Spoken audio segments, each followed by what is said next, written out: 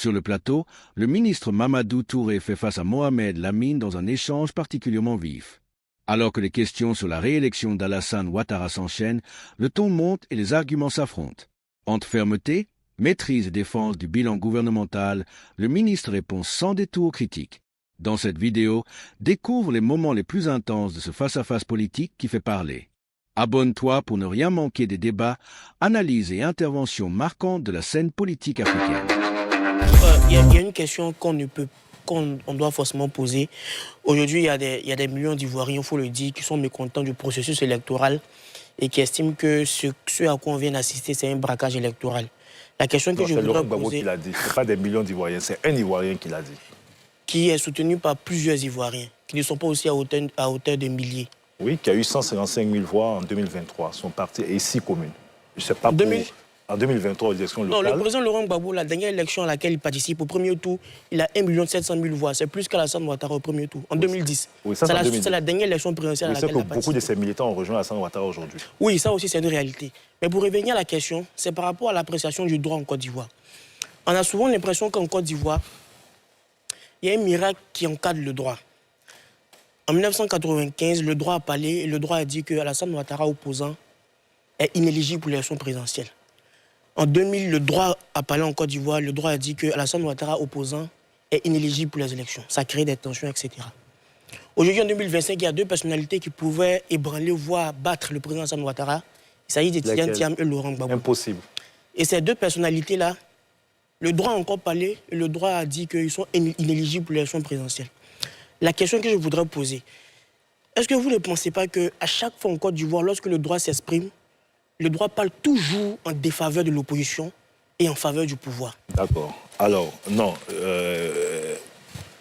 C'est Mohamed Lamine, c'est ça? C'est ça. D'accord. Non, c'est pas juste. Alors, il faut distinguer les situations. En 1995, une loi a été adoptée dans le code électoral en vue d'éliminer un adversaire. C'est le droit. Oui. C'est une loi. Donc c'est le droit qui a parlé. Oui, mais cette loi a été créée spécialement. Comme Tidiane Thiam estime que l'article 48 aussi. Laissez-le répondre. Donc une loi a été créée spécialement pour éliminer un adversaire. En 2000, une loi a été constitutionnalisée pour éliminer un adversaire. D'ailleurs, au Forum des réconciliations nationales, le président Laurent Gbagbo a dit « Mais pourquoi vous avez peur de dire la vérité ?»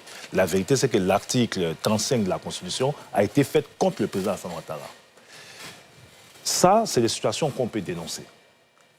Depuis que le président Ouattara est là, aucune loi n'a été prise contre un adversaire. L'opposant dont vous parlez fait référence à une loi qui date de 1961. Donc on ne peut pas dire qu'en 1961, Alassane Ouattara, sachant que Tidiane Thiam serait candidat peut-être 40 ans après, etc. Donc c'est une loi qui existe. Et cette loi, je rappelle, contrairement à ce qu'il a dit, parce qu'il dit que la loi n'a été réactivée que contre lui. Je peux vous envoyer de la documentation. Depuis 1981, cette loi a été appliquée contre des citoyens lors des élections législatives. Et je vous dis que Jenny Kobena, vous vous rappelez l'affaire Jenny Kobena, c'est l'article 48 du Code de la nationalité qui a été utilisé contre Jenny Kobena. Je ne parle même pas de Tioté qui a été victime de cette loi. Adama Sanogo, à Bobo, s'est vu contester son éligibilité par Simon Lévio Gbagbo et par Orbe à l'époque sur la base de l'article 48 parce qu'il y aurait une double nationalité. Donc ça a été faux. C'était encore un mensonge de dire que cette loi est spécialement dédiée, a été faite contre lui. Maintenant, ceci étant, je reviens encore en arrière. Alassane Ouattara était opposant en 2010, on est d'accord. Lors de l'adoption ou lors de l'analyse des dossiers, donc en 2009, il était opposant, alors qu'on avait les accords donc, de Marcoussis qui demandaient que tous les candidats, enfin tous ceux qui ont participé à Marcoussis puissent être candidats, et qu'il y avait cette lettre de Pretoria où Laurent Gbagbo donc, demandait que pour l'élection 2005, les uns et les autres puissent être candidats. Qu'est-ce que Yao Paul Ndré a dit? Il a refusé d'appliquer donc la directive ou la lettre de Laurent Gbagbo, estimant que cette lettre visait seulement 2005. Et ensuite, il a exigé que tous les candidats à l'élection présidentielle qui déposaient leur dossier en 2009 puissent le faire conformément au code électoral et à la Constitution. Alassane Ouattara a déposé ces dossiers. Tous les dossiers demandés par le code électoral déposés par Alassane Ouattara et son dossier a été analysé comme tous les autres candidats et ça a été accepté. Donc, opposant, là, le droit a été dit et il remplissait les conditions. Maintenant, on a deux situations. Une personne qui a organisé lui-même son éligibilité, parce que lorsqu'on vous dit que pour être candidat, il faut renoncer à une nationalité et que vous ne renoncez pas à temps à cette nationalité, alors que personne d'autre n'a de l'influence sur ce processus. C'est vous-même qui pouvez entreprendre une procédure de rénonciation. Vous avez été élu à la tête d'un parti en décembre 2023. Vous attendez presque 16 mois avant de renoncer, alors qu'au cours du congrès, votre parti a pris une option sur vous pour être candidat. Vous aurez pu renoncer le mois qui suit. Et puis, vous avez des candidats qui étaient donc frappés par une décision de justice, et puis d'autres candidats qui ne remplissaient pas les conditions donc, de parrainage. Donc, c'est aussi ça l'état de droit. Et le président Laurent Gbagbo au braquage de la BCEAO, où la BCEAO ne fait aucune plainte. Vous n'avez pas l'impression aussi que la justice aussi, le droit a parlé en défaveur? Non, ça c'est ce que lui dit. Ça c'est ce que lui dit. Et qu'est-ce que vous vous dites? Non, écoutez, moi je me refuse de commenter les décisions de justice. C'est une question de principe. Il y a eu un procès, il avait des avocats, contrairement à ce qu'il dit à ce procès. Il a été représenté par des avocats. Il y a eu donc le principe du contradictoire et à fait, il a été condamné. Donc je me refuse de condamner une décision de justice. D'accord. Voilà. Maurice Gambouté. Moi, j'ai une question par rapport à tout ce qui est promesse électorale. Oui. En 2020, on parlait d'émergence. Oui. Après 2020, on n'a plus parlé d'émergence. Je ne sais pas si les indicateurs de développement qui sont là peuvent prouver qu'aujourd'hui, la Côte d'Ivoire est émergente. Pour aller en 2025, on parlait d'une Côte d'Ivoire unie et solidaire, si je me souviens bien. On a eu 50,10% de suffrages exprimés. Ça veut dire qu'il y a environ la moitié des électeurs, donc on griffe environ la moitié des Ivoiriens qui ne se sentent pas unis ou bien qui ne sont pas en tout cas solidaires de la politique du président Alassane Ouattara. On va maintenant vers 2030.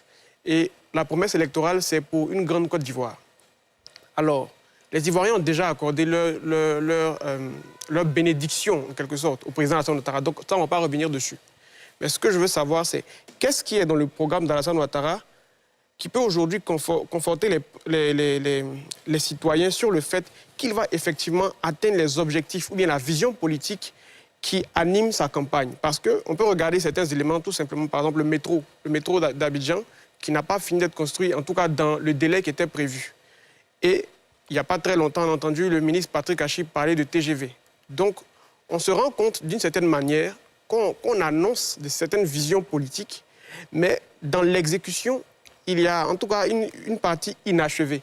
Mais on n'a pas encore achevé, mais on annonce encore de nouveaux objectifs. Est-ce que les fruits vont tenir à la promesse des fleurs? On va faire court, on va permettre au ministre de répondre. Non, sur le projet, j'aurais dit, de par ma position aujourd'hui, parce que je gère quand même aussi un département ministériel, j'ai géré avant cela un autre département ministériel.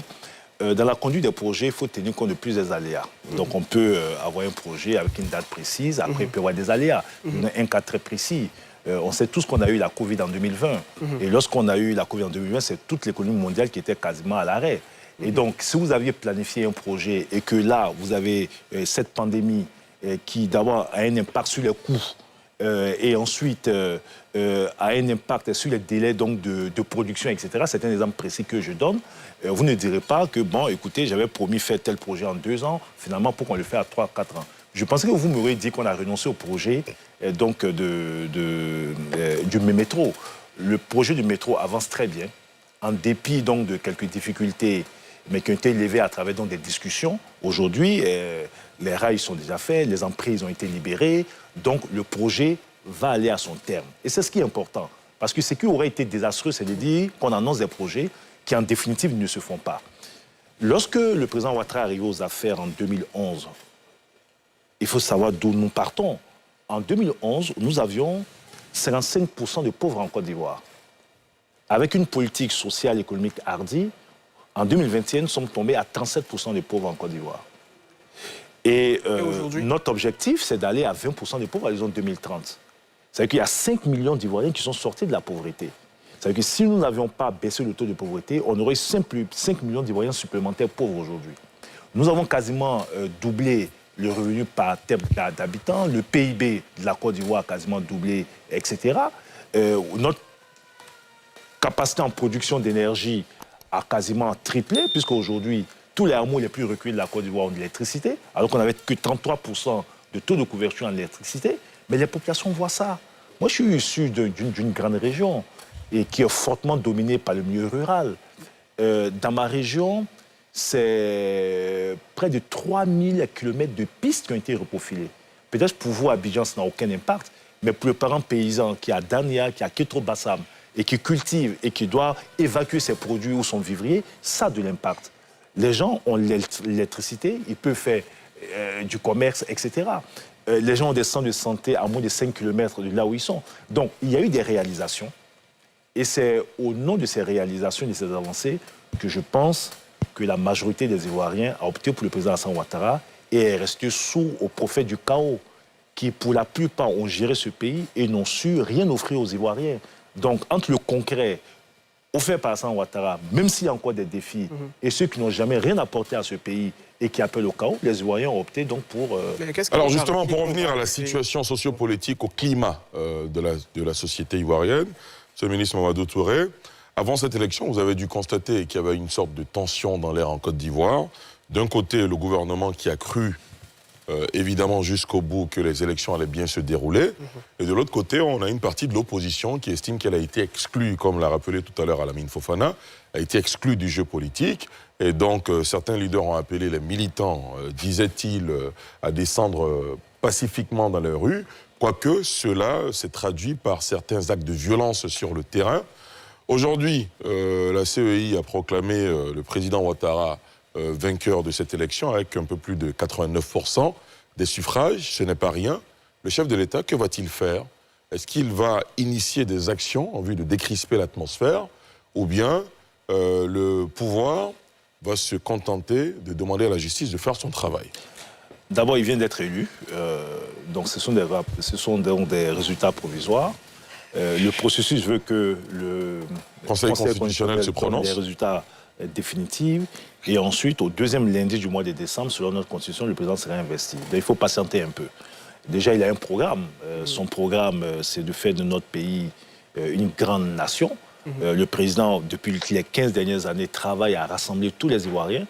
Aujourd'hui, il allait au-delà donc de tous les clivages. Alassane Ouattara, aujourd'hui, c'est toute la Côte d'Ivoire.